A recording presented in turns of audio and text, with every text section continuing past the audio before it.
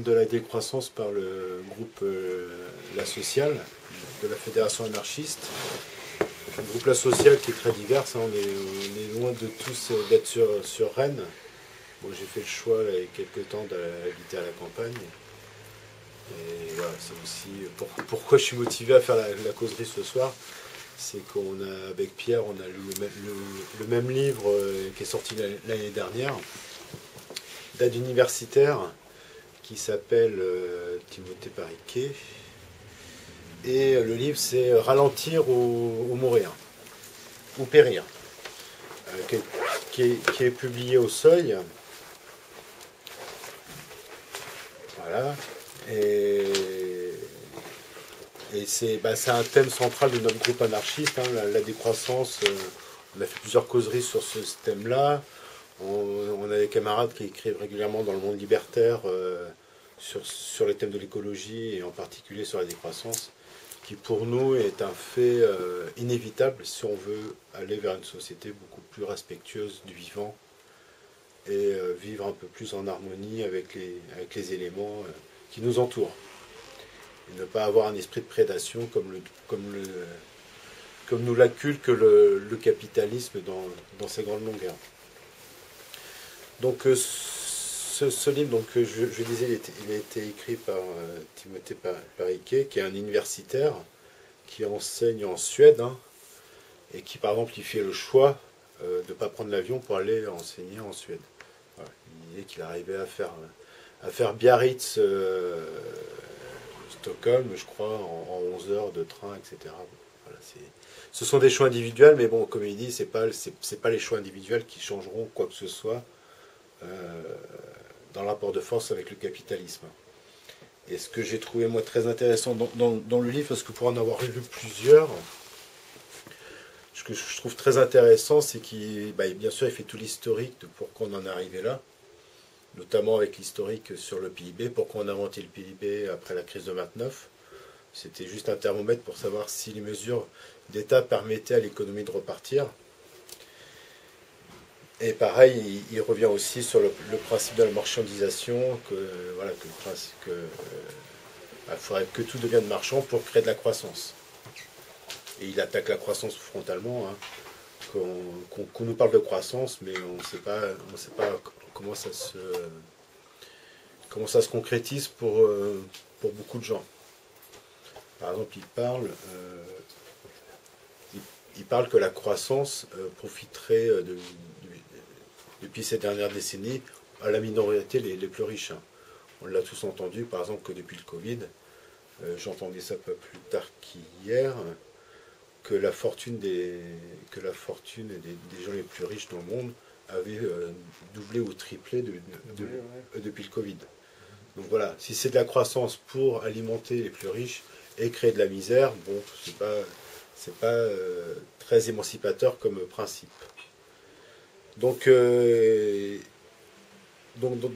ce livre-là, voilà, c'est pas un livre révolutionnaire dans le sens où il n'appelle pas à une révolution contre le système capitaliste, mais par contre, il est très clair, il appelle à mettre fin au capitalisme. Il n'essaye pas, comme certains, de dire qu'il faudrait une croissance verte ou quoi que ce soit. Il dit clairement que la croissance, c'est quelque chose à mettre sous le tapis ou à mettre ça dans les poubelles de l'histoire pour pouvoir avoir véritablement une société égalitaire et une société qui permette à chacun de vivre dignement sans se compromettre à détruire la nature pour pouvoir en tirer quelques richesses. Donc le livre est décomposé en 8 chapitres. Il y a les 5 premiers chapitres, c'est vraiment du descriptif par rapport à ses études sur le système économique, hein. C'est pareil aussi, il casse cette notion qu'il n'y aurait pas qu'un seul système économique viable, hein, comme le disaient certains grands responsables politiques de certains États, qu'il n'y aurait pas d'alternative au capitalisme après la chute du mur de Berlin. Et voilà. Donc, il revient là-dessus et qu'un État stationnaire en économie ne veut pas dire un État régressif. Parce que c'est aussi ça dans le terme de décroissance, c'est que pour beaucoup, le mot décroissance, bah, on l'entend régulièrement que pour nos politiques, que la décroissance, ça serait si synonyme de retour en arrière. Voilà. Donc il décrit bien aussi bah, les principales critiques. Hein. Il essaye aussi dans son livre de démonter toutes les critiques que fait face la décroissance, le terme décroissance. Hein. Je me rappelle, il y avait Paul Arias qui était aussi qui était un des rédacteurs du journal La Décroissance, mais qui l'a quitté parce qu'il avait aussi des désaccords politiques avec les fondateurs de ce journal-là, dont va s'enchaîner, hein, qui est un catholique pratiquant, voilà, qui s'en cache à peine. Voilà. Voire même intégriste, mais bon, ça je ne l'ai pas vérifié par moi-même, mais bon, voilà, en tout cas, et c'est pour ça que cette revue-là, des fois, n'est pas très claire sur sa critique du système économique. Voilà. Il ne dénonce pas le capitalisme de façon claire et nette constamment. Donc, je ne sais pas si Pierre, tu voulais rebondir sur des choses que... Sur le livre en lui-même. Moi, je rentre plus dans le détail, ouais. hein, si tu veux, donc je sais pas... Bah après, rentrer dans le... Ouais, c'est ce que je m'étais dit, bon, est-ce qu'on fait juste une présentation du livre, ou est-ce qu'on lance une conversation sur comment vivre une décroissance véritablement accessible à tout le monde? Enfin, moi, je peux donner un peu plus d'éléments d'information. Alors peut-être pas en lisant les 16 pages de descriptif là de synthèse du bouquin que j'ai rédigé. Enfin, je les mettrai d'ailleurs sur le blog de la FA, falasocial.org. Bonjour. Et mais par contre, effectivement, bah, peut-être pour alimenter la discussion entre nous, bah, peut-être donner des éléments d'info. Donc c'est un livre déjà qui est un ouvrage de vulgarisation en fait, donc qui est rédigé par un jeune, une trentaine d'années, économiste, chercheur à l'université de Lund en Suède, comme tu l'as dit, et puis donc il y a un ouvrage de vulgarisation donc qui a été fait en septembre 2022, donc à destination du grand public, dont l'idée effectivement de déconstruire effectivement ce concept de décroissance. Lui dément l'idée selon laquelle l'économie serait une matière complexe ou technique, hein, qui serait compréhensible que par une certaine catégorie d'experts. Et donc voilà, donc il amène de façon assez distanciée, pas directement, mais que la matière économique et donc ses implications sociales sont très politiques. Donc en faisant cela, il ramène du contenu réflexif à ce qu'est la politique, hein, à savoir la façon de penser la gestion de la vie en commun, et aussi comment construire nos rapports sociaux. Donc si les êtres humains sont effectivement au centre de sa réflexion en tant qu'acteurs économiques, Timothée Paric met un point d'honneur à intégrer l'ensemble de l'écosystème qui comprend donc le vivant dans sa totalité, animal et végétal, mais aussi la totalité des ressources disponibles. Il ne le fait pas exclusivement pour des raisons économiquement intéressées, donc en postulant qu'on ne peut pas dissocier les activités de production et de consommation d'un rapport au bien-être des êtres vivants dans leur environnement global. Timothée Paric peut sembler enfoncer des portes ouvertes, et pourtant son propos, même s'il n'est pas révolutionnaire, tu l'as dit, elle mérite de réinjecter un peu d'utopie dans un monde qui est guidé par le cynisme de la satisfaction des besoins immédiats. Mais essentiellement une préoccupation majeure de l'auteur, comme l'indique le titre de l'ouvrage, c'est d'expliquer en quoi il est vital de lier l'économie au vivant, et que seule une économie de la décroissance est compatible avec une vision de perpétuation du vivant et de l'espèce humaine telle qu'on les connaît aujourd'hui sur cette planète, puisque selon certains, nous voilà dans l'ère de l'anthropocène, et pour d'autres dans l'ère de la capitalocène, dont Paric et nous-mêmes faisons partie, les autres. Donc alors je vais passer très rapidement sur la plupart des chapitres de début de l'ouvrage. Enfin là, je vous ramènerai à l'écrit sur notre blog, donc jusqu'au chapitre 6. Voilà. En tout cas, voilà, je vais juste vous donner des éléments d'information sur les 5 premiers chapitres.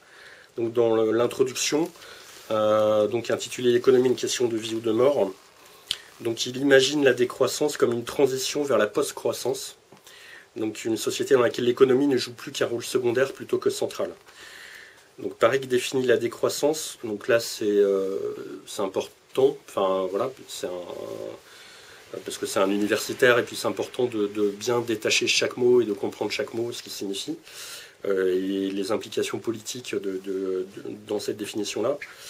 Donc il définit la décroissance comme une réduction de la production et de la consommation pour alléger l'empreinte écologique planifiée démocratiquement dans un esprit de justice sociale et dans le souci du bien-être. Donc il voit la décroissance comme un état transitoire amenant à la post-croissance, qui est, donc la définition aussi est importante, voilà, à ses yeux et aussi pour la compréhension du reste. Donc la société de post-croissance est une économie stationnaire en harmonie avec la nature où les décisions sont prises ensemble et où les richesses sont équitablement partagées afin de pouvoir prospérer sans croissance. Dans le premier chapitre, donc tu l'as dit, il nous explique ce qu'est le PIB. Je ne vais pas forcément rentrer dans le détail et l'historique du PIB. Pour autant, donc, ce qu'on appelle la décroissance, qui est le contraire de la croissance, donc il faut aussi définir la croissance pour savoir ce qu'on refuse. Donc la croissance se définit effectivement par une augmentation du PIB, donc c'est un élément quantifiable de production marchande. Donc ne rentre pas dans le PIB par exemple les services écosystémiques, donc les services rendus par les écosystèmes vivants, l'entraide ou le bénévolat. Donc si l'économie est l'organisation sociale de la satisfaction des besoins, ça c'est quand même son postulat, alors cette économie ne se mesure pas en euros, mais en quantité de matière utilisée, en énergie et en heures de travail. On le voit, pour lui, l'économie devrait être un moyen et non une fin, mais aussi l'organisation collective du consentement, du partage de la valeur. Ce sur quoi on se met d'accord par rapport aux richesses issues du travail, générer des ressources qu'on a extraites. Donc il en découle que si l'économie ne sert pas les intérêts du plus grand nombre, elle est inutile, voire néfaste, selon lui. Pendant longtemps, les économistes ont défendu l'idée de besoins infinis, mais en réalité, les besoins d'un individu et d'une collectivité ne sont pas si élevés. Donc il amène aussi l'idée que si on parlait de produit intérieur net, PIN, on prendra en compte la dépréciation du capital, donc la perte de valeur des biens liés à leur usure. Donc par exemple, si on élargit la notion de capital à la nature, et même à la santé ou au bien-être des travailleurs, alors la croissance du PIB pourrait être annulée par la dégradation des écosystèmes et des individus qu'elle a causés. Effectivement, le PIB des économistes, aujourd'hui, il ne calcule que, voilà, si vous creusez un trou, vous avez quelqu'un qui est payé pour creuser le trou et qu'après le trou est rebouché, qui a, on va dire, la valeur sociale de cet acte-là est nulle, et bien pourtant vous aurez 2 fois augmenté le PIB, puisque 2 fois quelqu'un aura été payé pour creuser un trou et le reboucher. Voilà. Et entre-temps, peut-être qu'il y aura des vers de terre qui auront été déplacés, donc dégradation minimale certes de l'écosystème, mais dégradation tout de même. Voilà, juste pour illustrer ce qu'il dit là-dessus. Alors, il cite également donc, un historien de l'économie qui dit que depuis les années 50, donc Matthias Schmelzer, l'objectif des économies occidentales est devenu non pas seulement l'accumulation, mais l'accélération de l'accumulation des biens matériels et des richesses. Donc le chapitre 2 s'intitule « L'impossible découplage, les limites écologiques de la croissance ». Alors le terme de découplage peut sembler un peu technique. Il l'explique assez bien. En fait, le découplage entre croissance et écologie, en clair, consiste à se poser la question de est-ce que les problèmes environnementaux créés par la croissance aujourd'hui peuvent être réglés aujourd'hui ou à l'avenir d'ailleurs, voire peut-on dès maintenant développer la croissance sans détruire l'écologie. Donc en fait dans ce chapitre, ici, il parle de croissance verte et donc il démonte en fait le mythe de la croissance verte. Voilà. Et donc il le confirme, hein, il ne peut y avoir dans une société de croissance réduction conséquente de l'utilisation des ressources naturelles et des émissions de gaz à effet de serre. Alors pour plein de raisons qu'il explique très bien dans le chapitre, je ne vais pas détailler là. Donc, il dit que par exemple, voilà, donc, parmi les différents problèmes liés au découplage, toute forme de découplage se fait souvent au prix de recouplage ailleurs. À savoir, on abandonne par exemple les voitures thermiques pour passer à l'électrique, qui réclament 6 fois plus de matériaux. On construit des panneaux solaires d'1 mégawatt qui vont nécessiter 3000 tonnes d'eau. Voilà. Le découplage est aussi temporaire. Par exemple, donc là il cite l'Autriche, la Finlande et la Suède, qui ont augmenté leur part de renouvelables entre 2005 et 2015, ce qui a alors réduit leur émission de CO2.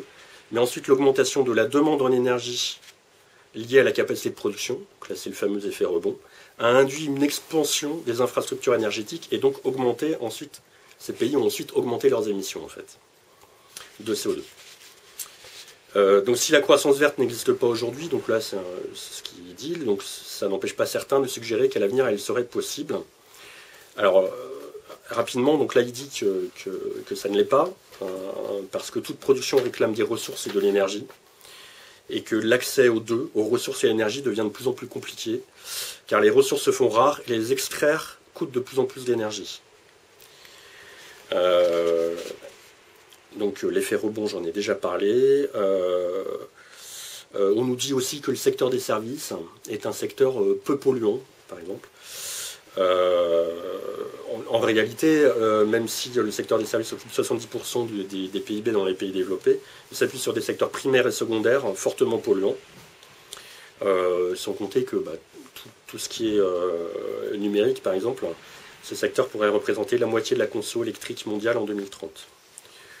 Et selon l'Agence internationale de l'énergie, visionner 1 heure de vidéo sur Netflix représenterait un trajet de 500 mètres en voiture en termes d'émissions de CO2. Donc on nous parle aussi de recyclage. Là, il débunk ce truc-là en disant que l'économie ne peut pas être à la fois circulaire et en croissance.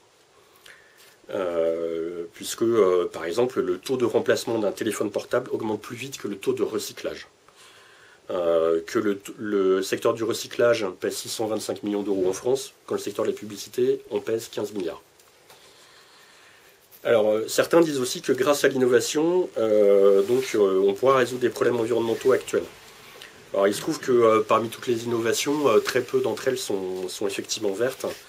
Et donc là, il fait le décompte de l'ensemble des brevets qui ont été déposés entre 1978 et 2005. Donc le nombre de brevets polluants a toujours été supérieur au nombre de brevets verts. Et en 2005, il y a eu 2 fois plus de brevets dits polluants que de brevets dits verts. De plus, à chaque nouveau brevet vert entre guillemets qui est découvert, qui est déposé, en fait, il y a un empilement en fait des modes de production, ce qui fait que on va produire avec des éoliennes, avec des panneaux solaires, par exemple, mais on va continuer à extraire du pétrole, du gaz, etc. Donc il n'y a pas de transition énergétique, il y a juste un empilement de modes de production et de consommation, donc aussi de pollution. Et donc il cite le GIEC qui a fini par admettre en 2022 qu'il ne peut exister de croissance verte. Donc ça c'est pour tous ceux qui, du côté on va dire des partis politiques écologiques traditionnels ou dans les entreprises, parle de responsabilité sociale et environnementale des grands groupes. Voilà, on peut utiliser quand même cet argument-là du GIEC qui, en 2022, nous dit qu'il ne peut pas y avoir de croissance verte. Dans le chapitre 3, marché contre société, les limites sociales de la croissance, là il manipule des concepts qui confinent à la sociologie, un petit peu plus tiré par les cheveux, enfin un petit peu plus compliqué, donc je ne vais pas trop en parler. En tout cas, il s'intéresse à la dépendance de l'économique à l'extra-économique, en disant que derrière toute forme de production, derrière chaque produit, se cache une infrastructure sociale dont le rôle est déterminant, et in fine que la croissance économique agit comme une force de dissolution sociale. Donc là, ce qu'il entend par là, c'est que, par exemple, vous faites partie, voilà, comme jeune parent, voilà, d'une crèche associative.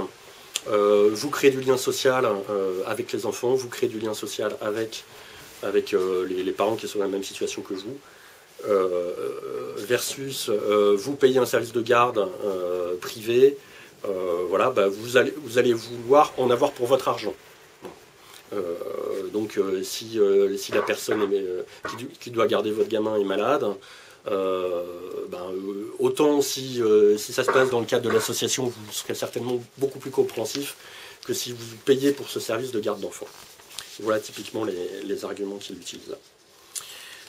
Chapitre 4, fausses promesses et limites politiques de la croissance. Donc là, il cite dans ce chapitre Timothée Paric donc des arguments utilisés souvent par les grands médias, les politiques habituels, comme quoi la croissance économique sera un mal nécessaire par rapport à tous les bienfaits qu'elle amènerait, comme réduire la pauvreté, améliorer notre qualité de vie ou financer les budgets publics. Alors en fait, il dit déjà que qu'en fait, il y a suffisamment d'argent en France. Par exemple, en France, il cite cet exemple-là, celui qu'on connaît peut-être le mieux. Il y a suffisamment d'argent en France, de richesse créée, existante, pour que chaque individu, chaque personne puisse vivre tout à fait correctement. Donc il se base pour estimer cela sur un inventaire des besoins pour mettre fin à la pauvreté en France, qui permet d'estimer un budget de référence qui varie selon les configurations familiales et la localité, entre 1 400 € pour une personne seule et 3 300 € pour un couple avec 2 enfants, ce qui permet d'estimer un revenu national minimum nécessaire. Et en le comparant avec le PIB, ça permet d'estimer un surplus macroéconomique de richesse. En France, au lendemain de la Deuxième Guerre mondiale, ce surplus macroéconomique de richesse était de 0. Voilà. Aujourd'hui, il est à 900 milliards, donc c'est 44% du revenu national. Ce qui veut dire que, en fait, globalement, la population française pourrait vivre avec juste 56% en fait, du PIB actuel. Voilà. S'il était réparti, évidemment, entre tous. Voilà. Donc, là, il cite pas mal d'arguments pour réduire les inégalités. Je vais citer rapidement. Mettre en place un revenu minimum garanti sans condition, augmenter les pensions minimum, le SMIC, la sécurité sociale de l'alimentation, investir dans les services publics pour diminuer les charges incompressibles sur les plus bas salaires, mettre en place les transports gratuits, augmenter les salaires des travailleurs pauvres, etc. Voilà. Donc il cite la question de l'emploi. On nous dit que sans croissance il ne peut pas y avoir d'emploi. Bon. Donc alors déjà il dit que peut-être dans une autre société on pourrait se poser la question de travailler autrement, enfin de travailler moins, d'arrêter de produire certaines choses. Voilà, par exemple les marchands d'armes, les marketeurs, les conseillers en communication, ainsi de suite. Voilà. Désolé, mais peut-être qu'à l'avenir on n'aura plus trop besoin de vous, quoi. Il cite David Graeber dans son livre Bullshit Job, de tous ces métiers-là, que s'ils disparaissaient du jour au lendemain, on ne verrait pas la différence. Ouais. Donc ensuite, il indique que la croissance n'aide en rien à financer les budgets publics, car elle génère des coûts sociaux et environnementaux que la collectivité doit prendre en charge, par exemple la pollution de l'air. C'est 48 000 morts par an en France. La pollution aux particules fines, ça en fait des cancers à soigner. Hein, voilà. Et puis en plus, le secteur privé, pour sa part, il doit rémunérer des actionnaires, donc ça c'est un coût, le coût du capital. Donc, voilà, donc le secteur privé coûte plus cher que le secteur public. Voilà, donc la croissance n'est pas nécessaire à l'amélioration du niveau de vie. Donc il y a une étude qui a été faite, donc il cite beaucoup d'études internationales, etc. C'est très documenté. Donc c'est une étude faite en 1974 qui montre une corrélation positive entre le niveau de vie et le bonheur ressenti, mais jusqu'à un certain niveau seulement. Cette corrélation diminue à un certain niveau. C'est ce qu'on appelle le paradoxe d'Esterlin, apparemment en économie. Voilà, qui qui nous explique pourquoi les sociétés peuvent s'enrichir alors qu'elles n'augmentent pas leur niveau de bien-être. Donc en 2021, il y a une étude qui a été faite pour 140 pays où ont été comparés les niveaux sociaux avec l'empreinte écologique. Donc par exemple, le Costa Rica, la France, les États-Unis et la Finlande ont une qualité de vie comparable avec des niveaux de vie variant de 1 à 5. Voilà, donc on suppose que le 5 c'est les États-Unis et le 1 c'est le Costa Rica. Donc en ce qui concerne l'espérance de vie, le PIB cesse de l'influencer. Le Portugais vit en moyenne 2,4 années de plus que l'Américain, avec un PIB par habitant 65% plus faible. Voilà, et donc le dernier argument des opposants politiques à la décroissance, ou des partisans de la croissance plutôt, ils diront que les propositions de Paris sont possibles en théorie, mais infaisables politiquement, car les politiques ne la feront pas. Donc c'est là où j'ai écrit, c'est là où peut-être nous, les anarchistes, on a quelque chose à dire, quoi. Voilà. D'arrêter de compter sur les politiques, précisément. Donc chapitre 5, petite histoire de la décroissance, donc il nous fait un historique. Je ne vais pas vous faire tout le détail, ce serait long. Un élément fondateur quand même, le rapport Meadows. Voilà, donc le rapport Meadows, il date de 1972. Donc c'est deux scientifiques du MIT qui simulent avec un modèle sur un ordinateur à l'époque 12 scénarios prospectifs qui étudiaient l'évolution de la production industrielle, de nourriture, la croissance démographique, la raréfaction des ressources et la pollution. Donc conclusion, elle est sans appel, la croissance de la production et de la population finira par dépasser les limites de la planète. A noter que le modèle des Meadows a été depuis affiné et leur prospective confirmée par des relevés de données empiriques en 2008 et 2020. Voilà, donc il y a d'autres personnes qui sont citées, André Gorz, Bernard Charbonneau, Simon Mansolt, qui fut pour 6 mois en 1972 président de la Commission européenne, incroyable. Il indique qu'il faut réduire la croissance économique pour substituer la croissance des valeurs de bien-être. Donc c'est surtout à partir des années 2000 que le concept de décroissance émerge.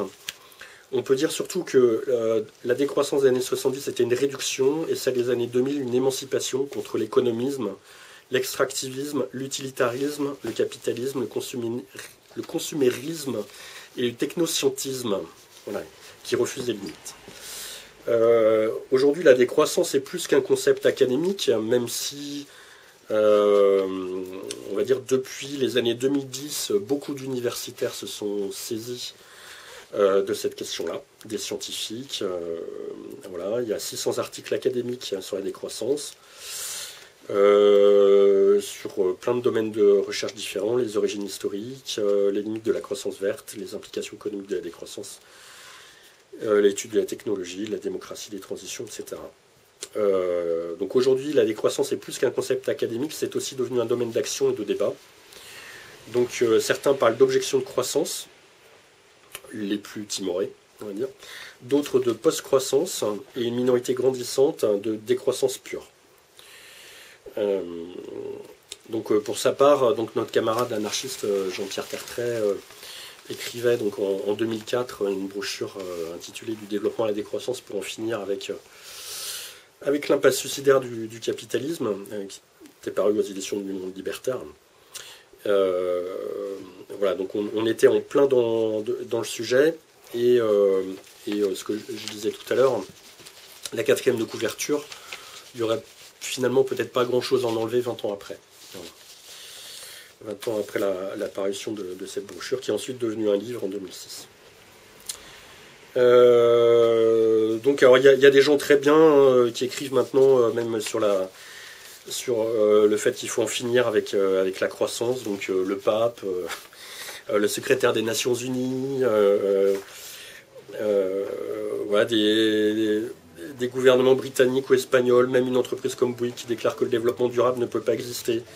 En Allemagne, seul 1% des experts de l'Agence fédérale de l'environnement croient à la croissance verte. Et comme je l'ai dit tout à l'heure, le dernier rapport du GIEC qui enterre le mythe du découplage entre croissance et charge écologique. Alors, pour ceux qui parlent de post-croissance, voilà, donc ce concept-là, il peut être utilisé pour critiquer les limites du PIB sans sortir du capitalisme. Il parle également d'économie alternative, sans parler des transitions. Là, il prend pour exemple le fait qu'en 2017, Europe Écologie Les Verts sortait une motion pour constituer une mission société post-croissance dans laquelle ils appelaient à la décroissance des excès.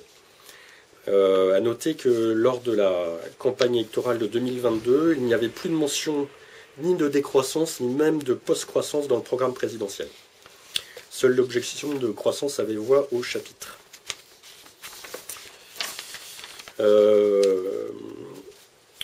Voilà, donc ça c'était la partie historique. Donc là on va venir sur le dur là, du sujet. Ce qui peut faire l'objet de discussion par la suite, hein, peut-être, c'est que Paris qui nous explique que la décroissance est un modèle de transition en vue de construire une société de post-croissance. Donc ce qui est intéressant de se poser comme question, c'est est-ce que les chemins que lui y voit pour partir en post-croissance donc via la décroissance, ces chemins-là, ils sont, on va dire, anarcho-compatibles, enfin, voilà, avec nos lorgnettes, quoi. Voilà, après expliquer en quoi on est d'accord, pas d'accord, évidemment, sur la base d'arguments. Donc la définition de la décroissance, je la rappelle, réduire la production et la consommation pour alléger l'empreinte écologique de manière démocratiquement planifiée, dans un esprit de justice sociale et dans le souci du bien-être. Donc il parle de rétrécissement et de ralentissement de l'économie. Donc il y aurait de la frugalité, c'est-à-dire arrêter de faire certaines choses sur ce chemin de transition, là, de décroissance, arrêter de faire certaines choses, prendre l'avion, acheter des SUV, manger de la viande, mais aussi de la sobriété qui est une forme de modération. Partir en vacances moins loin, travailler moins, garder le même téléphone plus longtemps, etc. Donc ce qu'il dit, c'est que ça peut pas être fait par les individus. Enfin, ça peut être fait individuellement, mais il y a besoin de politiques de décroissance volontaristes. Donc il rajoute que alors que les politiques de croissance ont toujours été décidées de façon antidémocratique, la décroissance ne peut fonctionner que par un renforcement de la démocratie. Et donc il identifie 380, enfin, à la lecture d'une revue, il a identifié plus de 380 mesures concrètes de décroissance. Ça passe par exemple par l'abandon de grands projets inutiles imposés, des moratoires sur les forages marins, taxation des patrimoines financiers en fonction de l'empreinte carbone, criminalisation de l'obsolescence programmée, fermeture de lignes aériennes, généralisation de logiciels libres, taxes sur les transports routiers, interdiction de trading haute fréquence, démantèlement des banques, voilà. Il y en a beaucoup. Donc la stratégie de la décroissance répond aux objectifs d'alléger l'empreinte écologique de manière démocratique, dans un esprit de justice sociale et dans le souci du bien-être. Donc là, il détaille en fait ce qu'il entend sur chacun de ces termes-là. Donc alléger l'empreinte écologique, ça passe pour lui par un régime appliqué à l'économie pour réduire son empreinte écologique. Ça doit être un régime sélectif et cibler en priorité les biens et les services à fort impact écologique.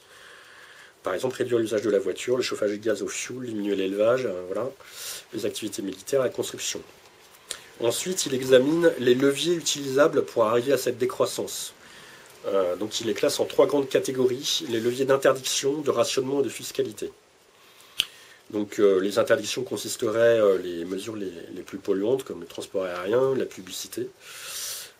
Pour rationner, il évoque la mise en place d'une carte carbone et la fiscalité augmenterait le prix des activités, comme décourager les vols en avion, mettre en place les transports gratuits, comme le Luxembourg depuis 2020 et 60 villes de France.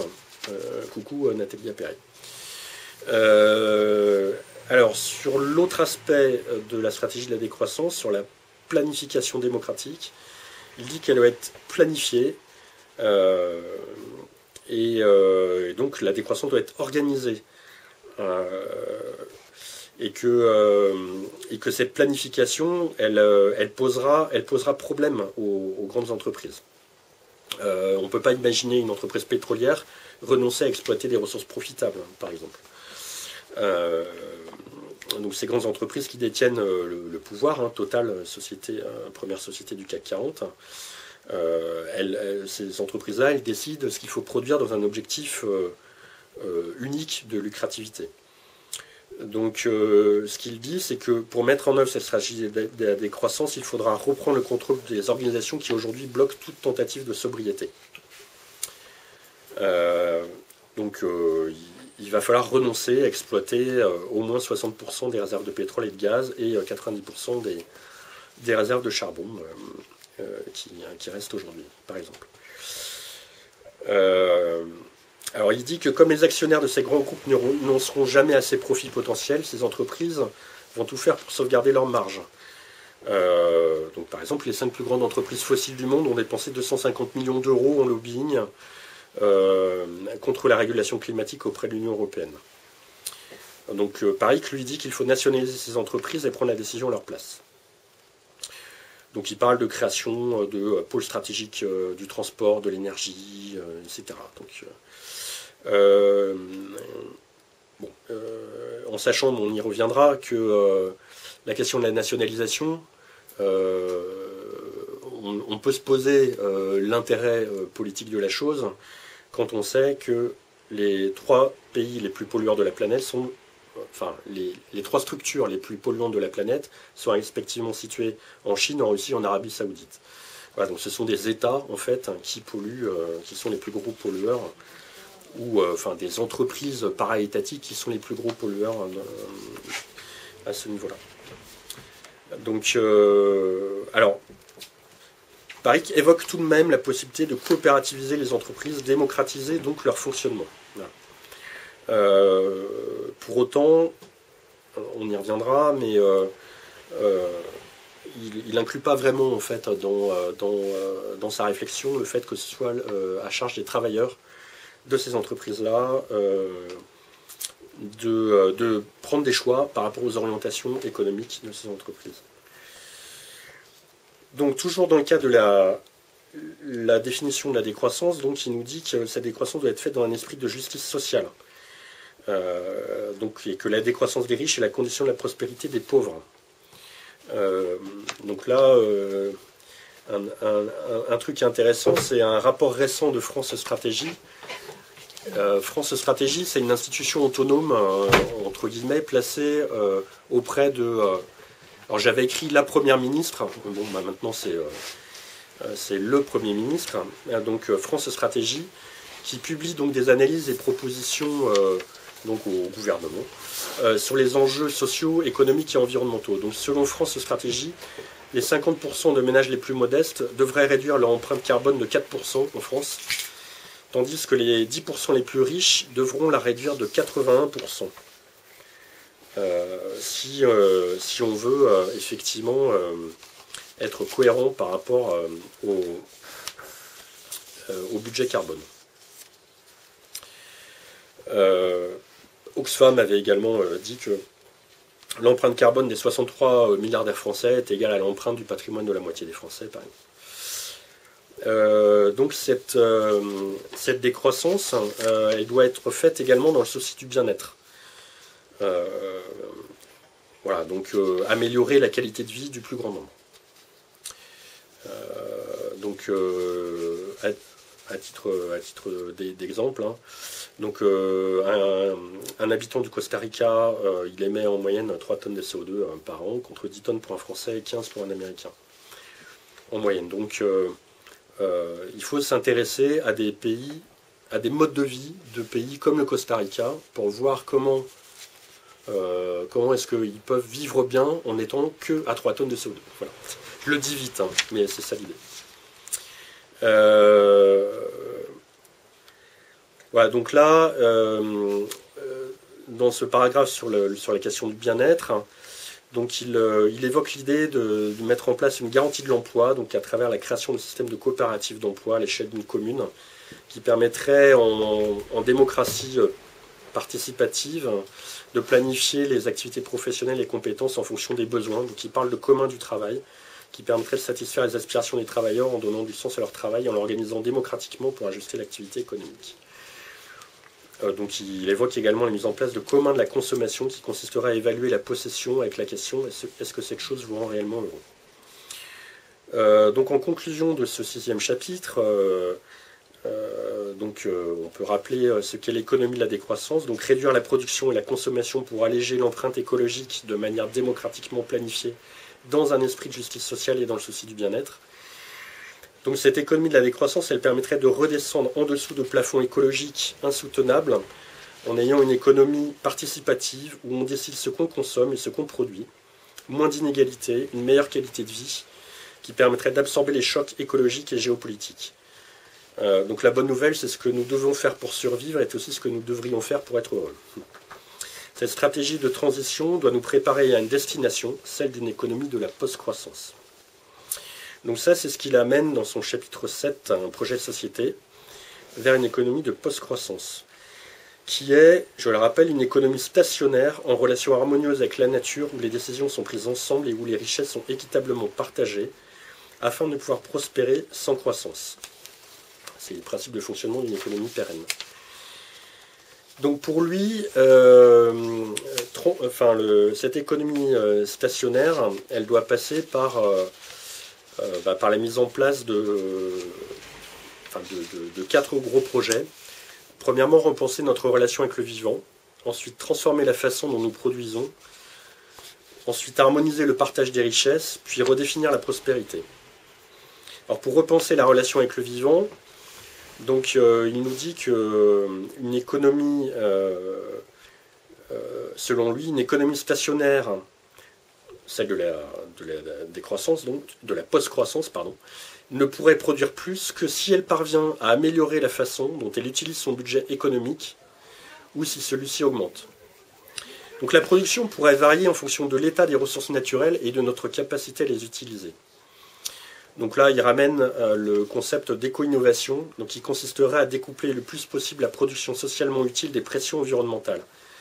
Donc réduire la codépendance énergétique de l'économie. Donc ça implique que notre mode de production soit le plus circulaire possible sur l'usage des matériaux et renouvelables pour les énergies. Voilà, donc ces gains d'efficience pourraient nous permettre de travailler moins et de sanctuariser des écosystèmes. Donc pour lui, l'objectif central de l'économie de la post-croissance est une nouvelle relation avec le vivant. D'ailleurs, plutôt que de parler d'écosystème, qui est un langage plutôt de l'ingénierie, si on pense aux écosystèmes comme des sociétés naturelles peuplées d'êtres vivants, cela permet de réfléchir à 2 fois avant d'entamer un processus productif consistant à détruire une forêt pour en tirer un bénéfice pécunier. Voilà, donc les économistes pourraient se poser la question, enfin, de quels humains la nature a-t-elle besoin. J'ai trouvé ça assez drôle. Donc le deuxième gros projet pour la post-croissance, c'est que les décisions soient prises ensemble. Donc une fois la phase de décroissance terminée, donc Parik propose que la planification démocratique de l'économie continue. Donc là, il invoque l'idéal de la démocratie économique, du municipalisme libertaire de Murray Bookchin et le confédéralisme démocratique d'Öcalan. Alors là, je les ai cités parce que ça nous est évidemment très proche, mais ce n'est pas les seuls éléments qu'il cite. Donc pour lui, il faudrait quand même une démocratie directe, délibérative et participative de proximité. Il y a une démocratie représentative, ah oui, alors c'est ça. Donc pour la proximité, pour prendre les décisions, il faudrait une démocratie directe, délibérative et participative. Pour les niveaux plus élevés géographiquement parlant, la région, le pays ou un groupe de pays, là il prône la mise en place d'une démocratie représentative. Donc là, il évoque la notion d'échelle. Donc localement des tables de quartier comme à Montréal, voilà. Au niveau de la commune, des décisions sur des budgets participatifs comme à Porto Alegre. Dans les entreprises, des conseils de cogestion multipartites conviant les acteurs du territoire, travailleurs, usagers, etc. Donc à l'échelle d'un pays, des conventions citoyennes, des référendums d'initiative citoyenne, à l'échelle internationale, des assemblées transnationales comme l'ONU. Bon. Là, on va dire qu'il est assez citoyenniste dans cette approche. En tout cas, il ramène des idées intéressantes. Il imagine une économie où les entreprises seraient obligées de définir une mission de production qui justifie aux yeux du public en quoi consiste son activité et en quoi elle est utile. Cette mission de production sera définie par une convention multipartite. Chaque entreprise serait dotée d'un comité de mission qui contrôlerait en interne que la mission est bien accomplie, et les entreprises seraient auditées en externe par des tribunaux d'existence, comme c'est le cas pour les SCIC, comme la Biocoop par exemple. Donc les entreprises à mission remplaceraient les entreprises à but lucratif. Les entreprises n'auraient plus la liberté d'entreprendre, mais pour exister, une entreprise devrait avoir une mission et un plan concret pour atteindre cette mission qui doivent correspondre aux besoins de la population. Voilà, donc plutôt qu'une comptabilité financière, il faudrait trouver un équilibre entre trois objectifs: la soutenabilité en lien avec la charge écologique, la convivialité, qui est le bien-être des parties prenantes, et la productivité, qui est l'efficience productive. Voilà, donc pour lui, une bonne manière de démocratiser l'économie serait de transformer toutes les entreprises privées en coopératives de production, d'usagers, d'achat, de crédit. Il voit ces entreprises comme des communs, qui seraient des institutions gouvernées par des parties prenantes liées à une chose commune ou partagée, matérielle ou immatérielle, au service d'un objet social, garantissant collectivement les capacités et les droits fondamentaux envers elles. Bon, c'est un petit peu technique, il vaut mieux le voir écrit. Donc, toujours dans cette partie société de post-croissance, il veut y voir une société dans laquelle les richesses sont équitablement partagées. Donc là, il indique que le partage des richesses doit être défini en amont de la production, pendant le processus de production et après la production. Donc, avant la production, pour lui, il faut un héritage minimum garanti. Donc là, il pousse une proposition de Thomas Piketty, qui est assez intéressante. Alors, c'est pas l'abolition de l'héritage, hein, comme le réclament les anarchistes, mais chaque individu, selon Piketty, recevrait 60% du revenu moyen, soit 120 000 euros, à 25 ans, financé par un impôt sur la propriété privée. Voilà, donc ce serait une somme de départ dans la vie, qui mettrait tout le monde à égalité à 25 ans. Donc ça, c'est le partage des richesses en amont. Pendant le processus de production, donc pour Paris, il faut le partage de la valeur ajoutée, et en finir avec la propriété lucrative des moyens de production. Donc il ne dit pas qu'il faut en finir avec la propriété privée des moyens de production, mais la propriété lucrative des moyens de production, comme d'ailleurs Lordon, Frédéric Lordon. Donc à l'issue du processus de production, les richesses devraient être redistribuées, les richesses qui ont été créées par le travail. Et donc là, il évoque Paris qui est un système de taxation des revenus, organisé en tranches d'imposition progressives en fonction du revenu moyen. Voilà, donc ce système distributif permettrait de financer un revenu minimum garanti fixé au seuil de pauvreté. Donc là, on le voit, il n'est pas question d'égalité des revenus. Donc, toujours sur le dernier point de la définition de la post-croissance, l'objectif de la post-croissance est de pouvoir prospérer sans croissance. Donc la prospérité, il dit qu'il faut la redéfinir. Donc il y a un petit truc que j'ai appris, que j'ai trouvé assez drôle, c'est qu'il y a une loi qui date de 2015 et qui impose donc en théorie au gouvernement de remettre au Parlement un rapport annuel sur les nouveaux indicateurs de richesse. Alors en pratique, cette loi n'a jamais été vraiment appliquée, hein, rassurez-vous, et ces rapports n'ont toujours été que de l'enfumage gouvernemental, enfin, une façon de faire de la communication pour le gouvernement et de l'autosatisfaction. Pour autant, certains ont commencé à réfléchir sur ces nouveaux indicateurs de prospérité. La Nouvelle-Zélande, en 2019, a commencé à tenir un tableau de bord avec 65 indicateurs économiques, sociaux et environnementaux. Donc, prospérer, c'est d'abord se poser la question du bien-être. De quoi avons-nous besoin pour mener une vie heureuse ? Voilà, donc lui, pareil, qu'il évoque une économie débarrassée de la production lucrative, de ses rentiers, de prix encadrés, qui oscillerait autour des prix de production, une économie de gratuité partagée. Voilà, donc une économie rationnelle, avec moins de biens, plus de liens, tout le monde serait riche sans que personne ne soit pauvre. Le chapitre 8, controverse et 12 critiques de la décroissance, est moins intéressant parce qu'en gros c'est des critiques de droite sur la décroissance. Donc je pense que si vous êtes là, enfin possiblement vous n'êtes pas concerné en fait. Mais après, on a l'esprit ouvert, donc on peut parler avec n'importe qui. Hein. Voilà. Donc voilà, si ça vous intéresse de savoir quels sont les contre-arguments de Parik contre les gens qui militent contre la décroissance, on pourra en parler. Donc dans son chapitre de conclusion qui s'appelle Déserter le capitalisme, Parik nous invite à passer à la radicalité, à savoir prendre le problème à la racine. La décroissance selon lui est effectivement un moyen de prendre les problèmes à la racine dans la mesure où elle identifie les violences du capitalisme. Même un rapport de l'ONU en 1996 résumait la situation en disant « La croissance est sans emploi, sans pitié, sans voix, sans racines et sans avenir ». Donc Parik nous invite à déserter le mythe de la croissance. Il nous dit que le capitalisme n'est pas la fin de l'histoire, même s'il marquera peut-être une fin de civilisation. Que l'économie est une construction sociale, et donc il nous revient de faire des pas de côté, de reprendre le contrôle de notre avenir. Pour lui, le vrai défi du siècle est d'inventer un système économique qui assure le bien-être pour tous dans les limites de la planète. Ce qui est d'ailleurs la phrase phare du rapport du GIEC de 2022.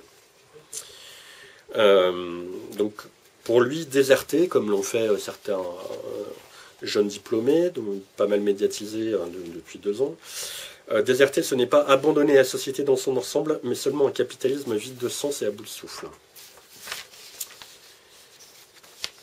Voilà donc pour la présentation de l'ouvrage. Donc après,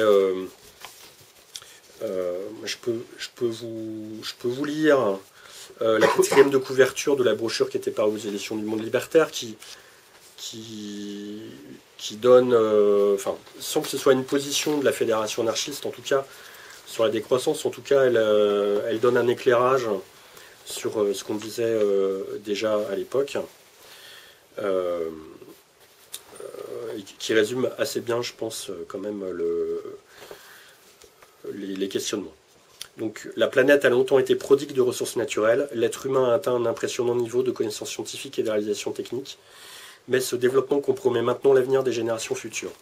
Le capitalisme est en train de programmer le désastre qui accablera nos petits-enfants. On aurait pu écrire nos enfants même en 2004.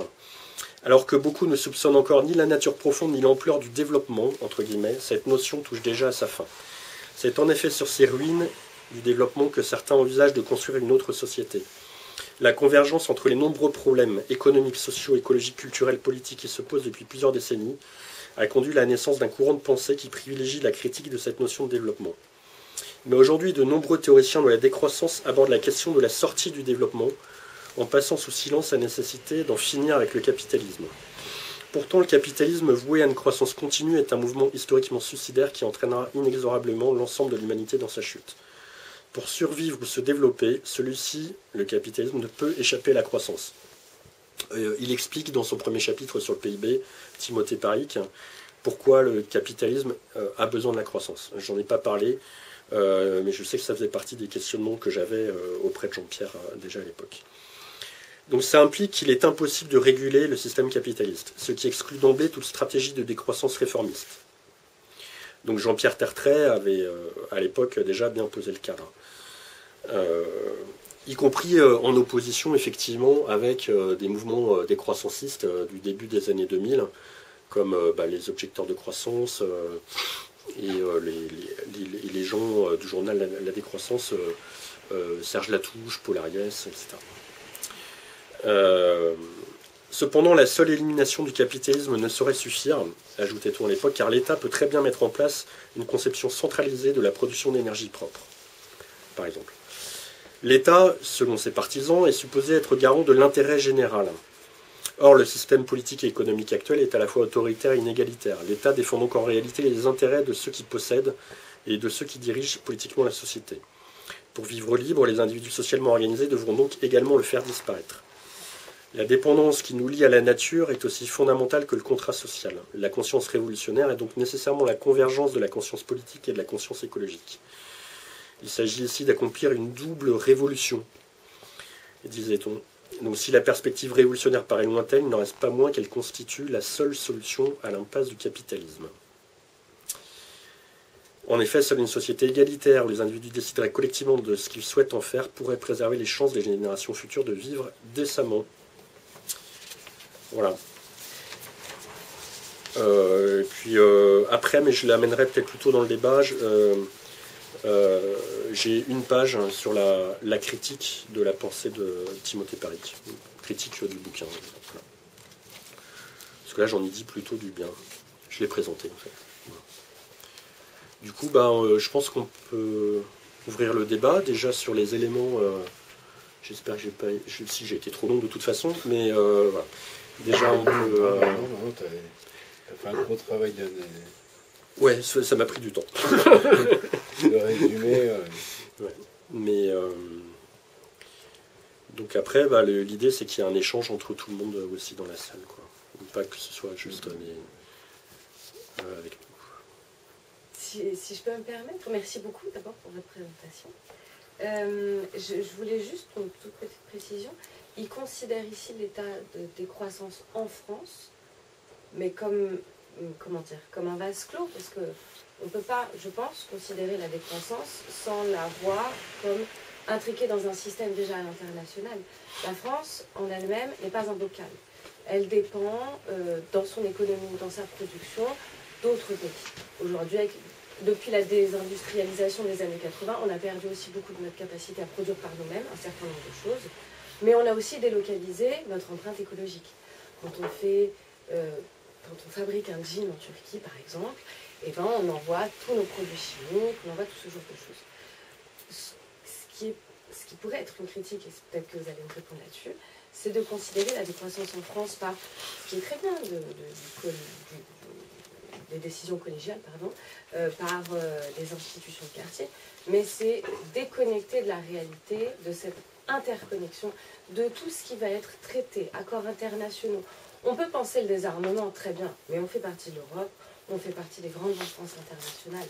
Donc le penser tout seul, c'est idéaliste, mais c'est déconnecté d'une forme de réalité, d'une interconnexion à l'international. Ouais. Vas-y. Alors, son livre ne se concentre pas sur la décroissance de la France. Son livre est vraiment très généraliste sur un système économique qui devrait appliquer sur chaque territoire. Il ne prône pas une décroissance de la France uniquement. Il est vraiment très généraliste. Il cite beaucoup d'études, notamment aux États-Unis ou quoi que ce soit, mais il a vraiment une vision internationale de la nécessité de décroître. Et bien sûr, il ne rentre pas dans le détail pour taper sur tel ou tel État qui serait plus pollueur. Justement, il en parle dans le chapitre 4 sur le découplage entre la croissance et le socio-écologique. Comme vous l'avez dit, par exemple, délocaliser une production industrielle en Chine, c'est sûr, nous, pour notre bonne conscience, on se dit on pollue moins, mais sauf que voilà, on délocalise avec des standards environnementaux beaucoup moins contraignants. Et ça, il l'apporte très bien dans son livre. Ouais, c'est la raison pour laquelle d'ailleurs il dit que pour mesurer l'empreinte écologique ou matérielle d'un État, il convient non pas de calculer à l'échelle de la production de l'État, mais il serait plus juste de calculer sur des indices de consommation des individus habitants en fait sur cette localité géographique là, justement pour prendre le contre-pied effectivement de tous les phénomènes de délocalisation d'industries polluantes à l'international. Aussi par rapport à ce que tu disais, je pense que si on se concentre sur la France ou sur les pays riches, justement, comme on en parlait, du fait que la minorité la plus riche est celle aussi qui est la plus polluante et tout ça. En fait, la décroissance, il y a besoin de décroissance pour les plus riches et du coup, je sais pas si on... Enfin, comment dire. Nous, ce qu'on voit comme de la décroissance parce qu'on est riche, à l'international, pour plein d'autres personnes, ça ne sera pas du tout de la décroissance parce qu'ils vivent déjà avec un impact moins important, enfin pas trop fort. Je sais pas si c'est clair. C'est le problème du désir. C'est que le mode de vie des plus riches est désiré par le plus grand nombre. Tout le monde va avoir sa voiture, tout le monde va avoir son SUV. Alors je schématise, hein, je dis pas ça comme si tu voulais un SUV. non mais voilà, je